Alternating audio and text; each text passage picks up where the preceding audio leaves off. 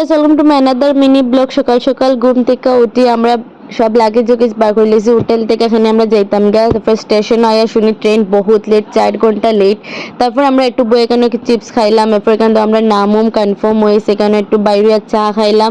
এরপরে মার আমার ক্ষুধা লাগছিল, 9টা বাজে গেছে, কিছু তো খাইতে লাগবো, তো আমি আর মায়েরা ভাত খাইলাম। ফাইনালি 10:30টার সময় আমরা ট্রেনে উঠে গেলাম, রিম্পি তো ট্রেনে উঠেই শুই গেছে। এবার আমারও ভাল লাগছিল না, এরপরে আমিও গিয়ে শুই গেছি।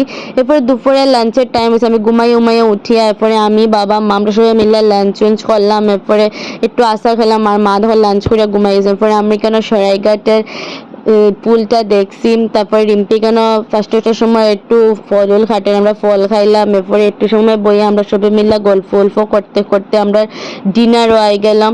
এরপর আমরা সবাই মিলে কেন ডিনার উনার করলাম। আমি তো রিম্পির একটু খাওয়াইয়াও দিলাম, যত সম্ভব তত ভালো। খাওয়া দাওয়া শেষ ঘুমাই যে আজকে ফুল ব্লগ দেখালে ইউটিউব চেক আউট হয়। বাই।